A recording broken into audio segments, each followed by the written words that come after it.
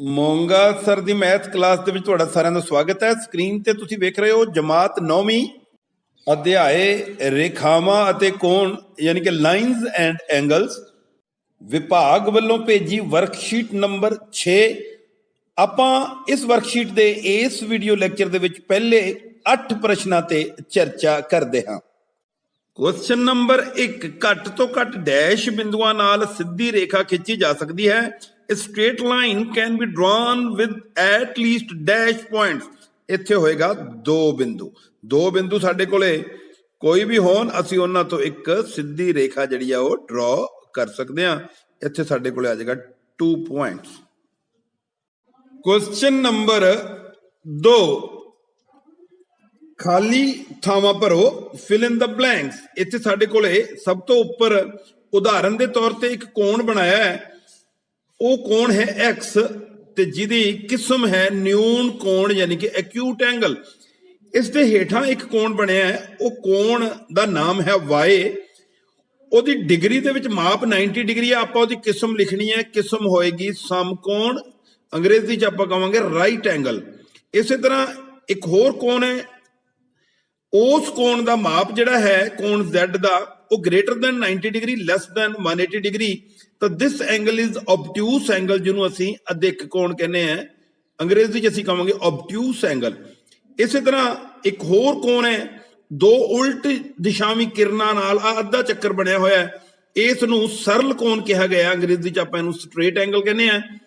ਇਸ ਤੋਂ ਬਾਅਦ ਸਰਲ ਕੋਣ ਤੋਂ ਵੱਡਾ ਕੋਣ ਹੈ ਜਿਹੜਾ, ਉਸ ਕੋਣ ਦਾ ਨਾਂ ਰੱਖਿਆ ਇੱਕ, that is greater than 180 degree but less than 360 degree. this is reflex angle, ਇਹਨੂੰ ਅਸੀਂ REF ਡਾਟ ਪਾ ਕੇ ਰਿਫਲੈਕਸ ਐਂਗਲ ਕਹਿੰਦੇ ਆ। ਇਸੇ ਤਰ੍ਹਾਂ ਅੰਤ ਦੇ ਵਿੱਚ ਇਹ ਜਿਹੜੀ ਸਾਡੀ ਆਰਕ ਹੈ, ਇਹ ਇੱਕ ਪੂਰਾ ਚੱਕਰ ਬਣਾਉਂਦੀ ਹੈ। ਇਸ ਦੇ ਨਾਲ ਜਿਹੜਾ ਕੋਣ 4 ਹੈ, ਉਹਦੀ ਡਿਗਰੀ ਮਾਪ 360 ਡਿਗਰੀ ਹੈ, ਜਿਸ ਨੂੰ ਅਸੀਂ ਪੂਰਾ ਕੋਣ ਜਾਂ ਸੰਪੂਰਨ ਕੋਣ ਕਹਿੰਦੇ ਆ। ਪੂਰਾ ਕੋਣ ਜਿਹਨੂੰ ਅੰਗਰੇਜ਼ੀ ਚ ਕਹਿੰਦੇ ਕੰਪਲੀਟ ਐਂਗਲ। ਇਸ ਤਰੀਕੇ ਨਾਲ ਅਸੀਂ ਇਹ ਖਾਲੀ ਸਥਾਨ ਭਰਾਂਗੇ। ਕੁਐਸਚਨ ਨੰਬਰ 3, ਕੋਣ ਨੂੰ ਹਮੇਸ਼ਾ ਘੜੀ ਦੀ ਉਲਟ ਦਿਸ਼ਾ ਵਿੱਚ ਮਾਪਿਆ ਜਾਂਦਾ ਹੈ, ਸਹੀ ਜਾਂ ਗਲਤ? ਪਰ ਵਿਦਿਆਰਥੀਓ, ਜੇ ਅਸੀਂ 4 ਚੌਥਾਈਆਂ ਬਣਾਈਏ ਤੇ ਜਦੋਂ ਅਸੀਂ ਕੋਣ ਬਣਾਉਣ ਲੱਗਦੇ ਹਾਂ ਤਾਂ ਜਿੱਧਰ x ਪਲੱਸ ਵਾਲਾ ਹੈ, ਧਨਾਤਮਕ ਹੈ, ਉਸ ਤੋਂ ਸਾਡੀ ਆਰਕ ਮੂਵ ਕਰਦੀ ਹੋਈ ਕੋਣ ਬਣਦੇ ਆ ਤੇ ਜਾਂਦੇ ਕਿੱਧਰ ਨੂੰ ਹੈ? ਪੋਜ਼ਿਟਿਵ y ਵੱਲ, ਜਿੱਧਰ ਧਨਾਤਮਕ y ਹੈ। ਤਾਂ ਇਸ ਤਰ੍ਹਾਂ ਜਿਹੜੀ ਦਿਸ਼ਾ ਬਣਦੀ ਆ ਉਹ ਘੜੀ ਦੀ ਉਲਟ ਦਿਸ਼ਾ ਬਣਦੀ ਹੈ। ਤਾਂ ਇਸ ਪ੍ਰਸ਼ਨ ਅਨੁਸਾਰ ਇਹ ਉਲਟ ਦਿਸ਼ਾ ਵਿੱਚ ਮਾਪਿਆ ਜਾਂਦਾ ਵਾਲੀ ਗੱਲ ਸਹੀ ਹੈ। ਪਰ ਜਦੋਂ ਆਪਾਂ ਸੱਚਮੁੱਚ ਕੋਈ ਬਣਿਆ ਕੋਣ ਹੋਵੇ, ਜੇ ਉਹ ਇਸ ਤਰ੍ਹਾਂ ਨਾਲ ਬਣਿਆ ਹੋਇਆ ਹੈ ਤੇ ਆਰਕ ਉੱਥੇ ਲੱਗੀ ਆ, ਕੋਈ ਐਰੋ ਨਜ਼ਰ ਨਹੀਂ ਆ ਰਹੀ, ਤਾਂ ਆਪਾਂ ਜਿਹੜੀ ਸਾਡੀ ਪ੍ਰੋਟੈਕਟਰ ਹੈ ਉਹਦੀ 0 ਰਾਈਟ ਹੈਂਡ ਤੋਂ ਉੱਪਰ ਨੂੰ ਜਾ ਕੇ ਉਹਨੂੰ ਮਾਪਦੇ ਆ ਕਿ ਉਹ ਕਿੰਨੇ ਡਿਗਰੀ ਦਾ ਹੈ। ਤੇ ਜੇ ਸਾਡਾ ਕੋਣ ਇਸ ਤਰੀਕੇ ਨਾਲ ਬਣਿਆ ਤਾਂ ਆਪਾਂ ਪ੍ਰੋਟੈਕਟਰ ਦੀ ਲੈਫਟ ਹੈਂਡ ਵਾਲੀ 0 ਤੋਂ ਵੀ ਇਸ ਕੋਣ ਦਾ ਮਾਪ ਪਤਾ ਕਰ ਦਿੰਦੇ ਆ। ਪਰ ਇਸ ਵੇਲੇ ਇਸ ਪ੍ਰਸ਼ਨ ਦਾ ਉੱਤਰ ਜਿਹੜਾ ਉਹ ਸਹੀ ਗਿਣਿਆ ਜਾਵੇਗਾ। ਕੁਐਸਚਨ ਨੰਬਰ 4, ਸਾਡੇ ਕੋਲੇ ਚਿੱਤਰ ਬਣੇ ਹੋਏ ਆ।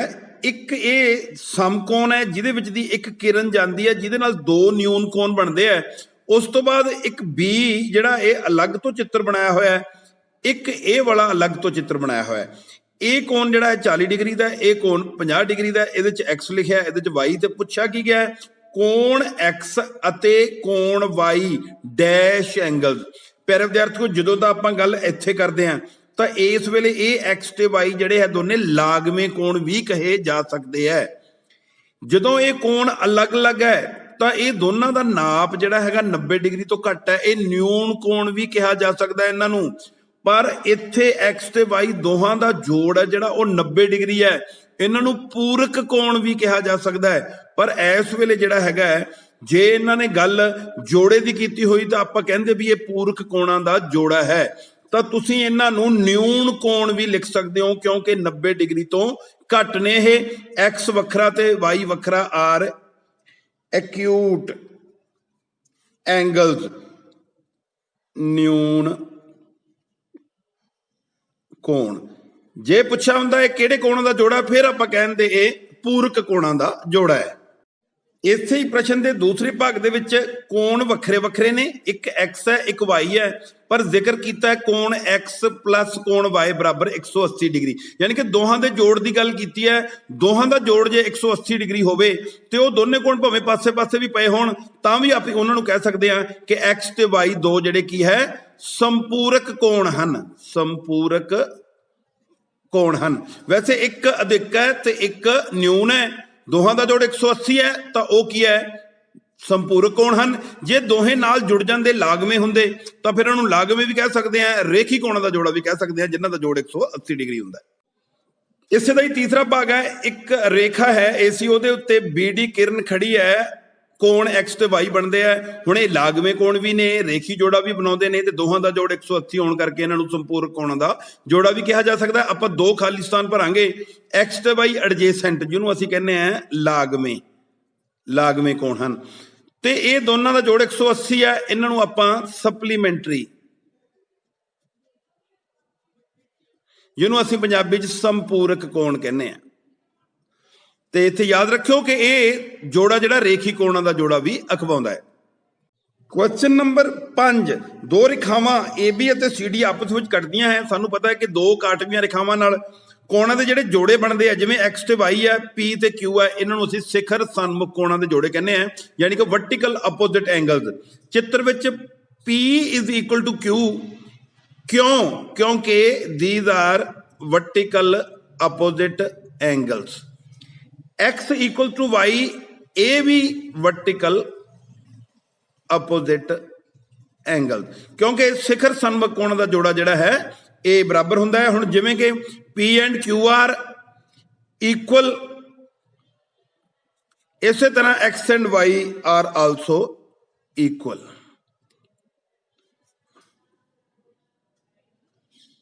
ਕੁਐਸਚਨ ਨੰਬਰ 6 ਬੜਾ ਸਧਾਰਨ ਜਿਹਾ ਹੈ। ਦੋ ਰੇਖਾਵਾਂ PQ ਤੇ RS ਆਪਸ ਵਿੱਚ ਕੱਟਦੀਆਂ ਹਨ, ਇਸ ਕਰਕੇ PQ ਰੇਖਾ RS ਦੋਨੇ ਕੀ ਹਨ? ਕਾਟਵੀਆਂ, ਕਾਟਵੀਆਂ ਰੇਖਾਵਾਂ ਹਨ। ਇਹਨੂੰ ਅਸੀਂ ਬੋਲਦੇ ਹਾਂ ਇੰਟਰਸੈਕਟਿੰਗ ਲਾਈਨਸ, ਅੰਗਰੇਜ਼ੀ ਚ ਇੰਟਰਸੈਕਟਿੰਗ ਲਾਈਨਸ। ਇਸੇ ਤਰ੍ਹਾਂ ਇਸ ਦਾ ਦੂਸਰੇ ਭਾਗ ਦੇ ਵਿੱਚ ਦੋ ਰੇਖਾਵਾਂ ਨੇ, ਇੱਕ PQ ਤੇ RS। ਇਹ ਦੋਨੇ ਪਾਸੇ ਵਧਾਵਾਂਗੇ ਤਾਂ ਕਦੇ ਵੀ ਇੰਟਰਸੈਕਟ ਨਹੀਂ ਕਰਨਗੀਆਂ, ਤਾਂ ਇਹਨਾਂ ਲਾਈਨਾਂ ਨੂੰ ਆਪਾਂ ਕਹਿੰਦੇ ਆ ਰੇਖਾ PQ ਅਤੇ ਰੇਖਾ RS ਸਮਾਨ ਅੰਤਰ। ਹਰ ਥਾਂ ਇਹਨਾਂ ਵਿਚਲਾ ਅੰਤਰ ਜਿਹੜਾ ਹੈ ਉਹ ਸਮਾਨ ਰਹਿੰਦਾ ਹੈ, ਲੰਬ ਰੂਪੀ ਅੰਤਰ। ਤਾਂ these are known as parallel lines, parallel lines। Question number 7, A ਭਾਗ, ਸੰਗਤ ਕੋਣ, ਯਾਨੀ ਕਿ ਸਾਡੇ ਕੋਲ ਇਹ ਦੋ ਰੇਖਾਵਾਂ ਨੂੰ ਤੀਸਰੀ ਰੇਖਾ ਕੱਟ ਰਹੀ ਹੈ, M ਤੇ N ਸਮਾਂਤਰ ਨੇ ਤੇ ਥਰਡ ਜਿਹੜੀ ਇੰਟਰਸੈਕਟਿੰਗ ਲਾਈਨ ਆ ਉਹ P ਹੈ। ਸਾਨੂੰ ਪਤਾ ਕਿ ਦੋ ਸਮਾਂਤਰ ਰੇਖਾਵਾਂ ਨੂੰ ਤੀਜੀ ਰੇਖਾ ਕੱਟਣ ਨਾਲ ਕੁੱਲ 8 ਕੋਣ ਬਣਦੇ ਹੈ। ਉਹਦੇ ਵਿੱਚ ਕਾਟਵੀਂ ਰੇਖਾ ਦੇ ਇੱਕੋ ਹੀ ਪਾਸੇ, ਚਲੋ ਆਪਾਂ ਪਹਿਲਾਂ ਖੱਬੇ ਪਾਸੇ ਦੀ ਗੱਲ ਕਰਦੇ ਹਾਂ, ਤੇ ਦੋਨੇ ਰੇਖਾਵਾਂ ਦੇ ਉੱਪਰ ਯਾਨੀ ਕਿ 1 ਤੇ 5 ਇਹ ਕਿਹੜੇ ਐਂਗਲ ਨੇ? ਕੋਰਸਪੋਂਡਿੰਗ। ਤਾਂ ਆਪਾਂ ਚਾਰੇ ਜੋੜੇ ਲਿਖਾਂਗੇ, ਐਂਗਲ 1 ਐਂਡ ਐਂਗਲ 5, ਇਹ ਵੀ ਕੋਰਸਪੋਂਡਿੰਗ ਐਂਗਲ ਦਾ ਪੇਅਰ ਹੈ। ਇਹਦੇ ਨੀਚੇ angle 4 and angle 7, angle 4 and angle 7, and right hand ਤੇ ਐਂਗਲ 2 ਐਂਡ ਐਂਗਲ 6, ਕੋਣ 2 ਅਤੇ ਕੋਣ 6। ਇਸੇ ਤਰ੍ਹਾਂ ਹੇਠਾਂ ਕੋਣ 3 ਤੇ ਕੋਣ 8, ਕੋਣ 3 ਅਤੇ ਕੋਣ 8। ਇਹ ਚਾਰ ਜੋੜੇ ਜਿਹੜੇ ਹੈਗੇ ਆ ਇਹ ਸੰਗਤ ਕੋਣਾਂ ਦੇ ਜੋੜੇ ਨੇ। ਤੇ ਯਾਦ ਰੱਖਿਓ ਕਿ ਜੇ ਸਮਾਂਤਰ ਰੇਖਾਵਾਂ ਨੂੰ ਤੀਜੀ ਰੇਖਾ ਕੱਟੇ ਤਾਂ ਹਰੇਕ ਜੋੜੇ ਵਾਲੇ ਸੰਗਤ ਕੋਣ ਆਪਸ ਵਿੱਚ ਬਰਾਬਰ ਹੁੰਦੇ ਹਨ। ਇਸੇ ਹੀ ਪ੍ਰਸ਼ਨ ਦਾ B ਭਾਗ ਹੈ, ਇਕਾਂਤਰ ਅੰਦਰਲੇ ਕੋਣ, ਆਲਟਰਨੇਟਿਵ ਇੰਟੀਰੀਅਰ ਐਂਗਲ। ਤਾਂ ਜਿਹੜੀਆਂ ਇਹ ਦੋ ਰੇਖਾਵਾਂ ਸਮਾਂਤਰ ਹੈ, ਇਹਦੇ ਅੰਦਰ ਅੰਦਰਲੇ ਕੋਣਾਂ ਨੂੰ ਅੰਦਰਲੇ ਕਹਿੰਦੇ ਆ। ਜੇ ਕਾਟਵੀਂ ਰੇਖਾ ਦੇ ਇੱਕ ਪਾਸੇ ਤੋਂ ਇੱਕ ਕੋਣ ਤੇ ਦੂਜੇ ਪਾਸੇ ਤੋਂ ਦੂਜਾ ਕੋਣ, ਤੇ ਉਹ ਵੀ ਇੱਕ ਹੇਠਲੀ ਲਾਈਨ ਨੂੰ ਤੇ ਇੱਕ ਜਿਵੇਂ ਇਸ ਵੇਲੇ ਉੱਪਰਲੀ ਲਾਈਨ ਨੂੰ ਟੱਚ ਕਰ ਰਿਹਾ, ਤੇ ਇਹ 3 ਨੰਬਰ ਤੇ 5 ਨੰਬਰ, ਇਹ ਕੀ ਹੈ? ਕੋਣ 3 ਐਂਡ ਕੋਣ 5, ਇਹ ਇਕਾਂਤਰ ਅੰਦਰਲੇ ਕੋਣ ਨੇ। ਇਸੇ ਤਰ੍ਹਾਂ ਦੂਜਾ ਜੋੜਾ ਉਹ ਇਧਰੋਂ 4 ਲਵਾਂਗੇ, ਇਧਰੋਂ 6 ਲਵਾਂਗੇ। ਐਂਗਲ 4 ਐਂਡ ਐਂਗਲ 6 ਵੀ ਜਿਹੜਾ ਹੈਗਾ ਆਲਟਰਨੇਟ ਇੰਟੀਰੀਅਰ ਐਂਗਲ ਦਾ ਅਨਦਰ ਪੇਅਰ ਹੈ, ਉਹ ਦੂਸਰਾ ਜੋੜਾ ਹੈ। ਦੋ ਜੋੜੇ ਅੰਦਰਲੇ ਹੁੰਦੇ ਆ, ਐਵੇਂ ਦੋ ਬਾਹਰਲੇ। ਇੱਕ ਦੇ ਨਾਲ ਬਾਹਰ 8 ਦਾ ਜੋੜਾ ਬਣੂਗਾ, ਇਕਾਂਤਰ ਬਾਹਰਲੇ ਕੋਣ, ਕੋਣ 1 ਅਤੇ ਕੋਣ 8 ਦਾ ਜੋੜਾ। ਇਸੇ ਤਰ੍ਹਾਂ 2 ਦੇ ਨਾਲ 7, ਕੋਣ 2 ਅਤੇ ਕੋਣ 7 ਦਾ ਜਿਹੜਾ ਜੋੜਾ ਹੈ ਇਹ ਇਕਾਂਤਰ ਬਾਹਰਲੇ ਕੋਣ, ਆਲਟਰਨੇਟਿਵ ਐਕਸਟੀਰੀਅਰ ਐਂਗਲਸ ਨੇ। ਇਸੇ ਤਰ੍ਹਾਂ ਕਾਟਵੀਂ ਰੇਖਾ ਦੀ ਇੱਕ ਹੀ ਦਿਸ਼ਾ ਦੇ ਜਿਹੜੇ ਕੋਣ ਹੈ ਅੰਦਰਲੇ ਉਹਨਾਂ ਦੀ ਗੱਲ ਕਰੀਏ ਤਾਂ ਇਹ ਕਾਟਵੀਂ ਰੇਖਾ ਜੇ ਆਪਾਂ ਲੈਫਟ ਹੈਂਡ ਦੇਖੀਏ ਤਾਂ 4 ਐਂਡ 5 ਇਹ ਕਾਟਵੀਂ ਰੇਖਾ ਦੇ ਇੱਕੋ ਹੀ ਪਾਸੇ ਹੈ, ਐਂਗਲ 4 ਐਂਡ ਐਂਗਲ 5।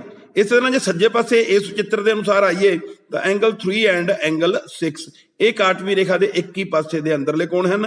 ਇਹਨਾਂ ਨੂੰ ਅਸੀਂ ਕੋ ਇੰਟੀਰੀਅਰ ਐਂਗਲਸ ਕਹਿੰਦੇ ਆ ਅਤੇ ਐਂਗਲ 6।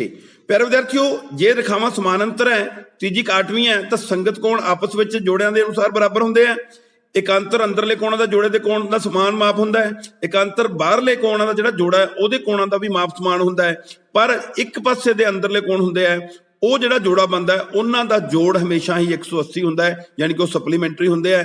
ਇੱਥੇ ਇਹ ਕੋਣ ਆਪਸ ਸਮਾਨ ਵੀ ਹੋ ਸਕਦੇ ਆ ਤੇ ਸਮਾਨ ਨਹੀਂ ਵੀ, ਪਰ ਇਹਨਾਂ ਦੋਹਾਂ ਦਾ ਜੋੜ ਹਮੇਸ਼ਾ 180। ਇਵੇਂ ਸੱਜੇ ਪਾਸੇ ਇੱਕ ਪਾਸੇ ਦੇ ਅੰਦਰਲੇ ਕੋਣਾਂ ਦਾ ਜੋੜ ਜਿਵੇਂ ਇੱਥੇ 3 ਤੇ 6 ਹੈ, ਇਹਨਾਂ ਦਾ ਜੋੜ ਵੀ ਹਮੇਸ਼ਾ 180 ਹੁੰਦਾ ਹੈ। ਕੁਐਸਚਨ ਨੰਬਰ 8, ਜੇਕਰ PQ ਸਮਾਨਾਂਤਰ ST ਹੋਵੇ, angle PQR equal to 110 and angle RST equal to 130, find QRS। ਪਿਆਰੇ ਵਿਦਿਆਰਥੀਓ, ਇਹ ਫਿਗਰ ਬਣੀ ਹੋਈ ਹੈ, ਇਹ ਲਾਈਨ ਇਹਦੇ ਸਮਾਨਾਂਤਰ ਹੈ ਤੇ ਇਹ ਪੁਆਇੰਟ R ਹੈ। ਅਸੀਂ ਸਭ ਤੋਂ ਪਹਿਲਾਂ ਇਸ R ਚੋਂ ਪਾਸ ਕਰਦੀ ਲੰਘਦੀ ਹੋਈ ਇੱਕ ਰੇਖਾ MN, ਨਾਮ ਤੁਸੀਂ ਕੋਈ ਵੀ ਰੱਖ ਸਕਦੇ ਹੋ, ਉਹ ਡਰਾ ਕਰਾਂਗੇ। ਤਾਂ ਆਪਾਂ ਲਿਖ ਸਕਦੇ ਹਾਂ ਰੇਖਾ MN ਸਮਾਨਾਂਤਰ ਹੋਵੇ।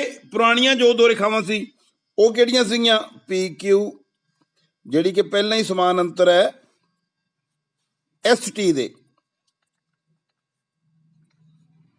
ਖਿੱਚੋ ਜੋ R ਚੋਂ ਲੰਘਦੀ ਹੋਵੇ। ਤਾਂ ਸਾਡਾ ਸਮ ਇੱਥੋਂ ਸਟਾਰਟ ਹੋਣਾ ਹੈ। ਹੁਣ ਤੁਸੀਂ ਜਦੋਂ ਇਹ ਫਿਗਰ ਦੇ ਵਿੱਚ ਇਹ ਲਾਈਨ R ਚੋਂ ਪਾਸ ਹੁੰਦੀ MN ਡਰਾ ਕਰ ਲਈ, ਉੱਥੇ ਹੁਣ ਕੀ ਹੋ ਗਿਆ ਕਿ ਇੱਕ ਐਂਗਲ ਇੱਥੇ ਨਵਾਂ ਬਣ ਗਿਆ ਤੇ ਇੱਕ ਐਂਗਲ ਇਹ ਨਵਾਂ ਬਣ ਗਿਆ। ਹੁਣ ਸਾਨੂੰ ਪਤਾ ਹੈ ਕਿ ਜਿਹੜੀ ਇਹ PQ ਹੈ ਇਹ ਅਸੀਂ ਰਚਨਾ ਦੇ ਵਿੱਚ MN ਦੇ ਪੈਰਲਲ ਡਰਾ ਕੀਤੀ ਹੈ, ਇਸ ਕਰਕੇ ਜਿਹੜਾ ਇਹਦਾ ਪਾਰਟ MR ਹੈ ਉਹ ਵੀ PQ ਦੇ ਪੈਰਲਲ ਹੈ। ਤੇ ਜਿਹੜੇ ਇਹ ਵਾਲੇ ਦੋ ਐਂਗਲ ਬਣ ਗਏ, ਇਹਨੂੰ ਆਪਾਂ ਨੰਬਰ 1 ਕਹਿ ਦਈਏ ਤੇ ਇਹਨੂੰ ਨੰਬਰ 2 ਕਹਿ ਦਈਏ, ਤਾਂ ਆਪਾਂ ਕਵਾਂਗੇ ਹੁਣ ਐਂਗਲ 1 ਪਲੱਸ ਐਂਗਲ 2 ਬਰਾਬਰ 180 ਡਿਗਰੀ। ਕਿਉਂਕਿ ਦੋ ਸਮਾਨਾਂਤਰ ਰੇਖਾਵਾਂ ਨੂੰ ਤੀਜੀ ਰੇਖਾ ਕੱਟੇ, ਇੱਕ ਪਾਸੇ ਦੇ ਅੰਦਰਲੇ ਕੋਣਾਂ ਦਾ ਜੋੜ ਜਿਹੜਾ ਹੁੰਦਾ ਹੈ ਉਹ 180 ਡਿਗਰੀ ਹੁੰਦਾ ਹੈ।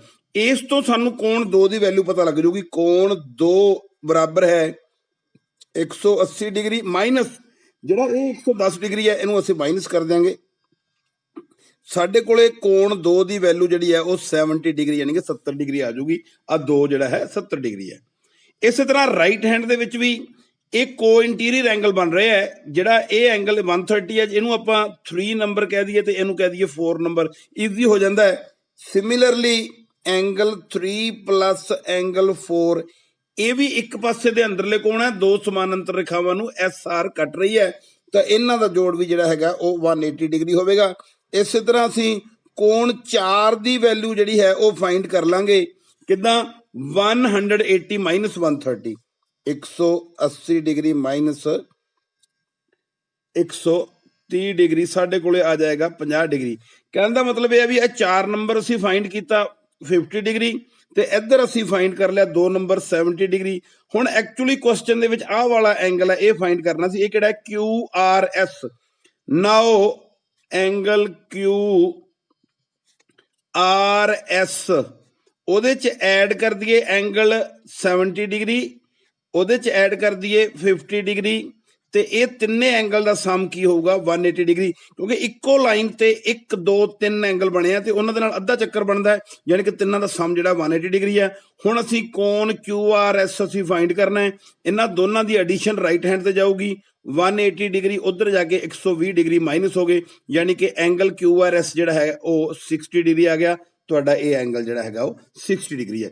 ਇਸ ਦੇ ਨਾਲ ਹੀ ਇਸ ਵਰਕਸ਼ੀਟ ਦਾ ਜਿਹੜਾ ਪਹਿਲਾ ਭਾਗ ਹੈ ਕੁਐਸਚਨ ਨੰਬਰ 1 ਤੋਂ 8 ਤੱਕ ਉਹ ਪੂਰਾ ਹੁੰਦਾ ਹੈ। ਇਸ ਦੇ ਦੂਸਰੇ ਭਾਗ ਦਾ ਇੰਤਜ਼ਾਰ ਕਰੋ। ਤੁਹਾਡਾ ਸਾਰਿਆਂ ਦਾ ਬਹੁਤ ਬਹੁਤ ਧੰਨਵਾਦ।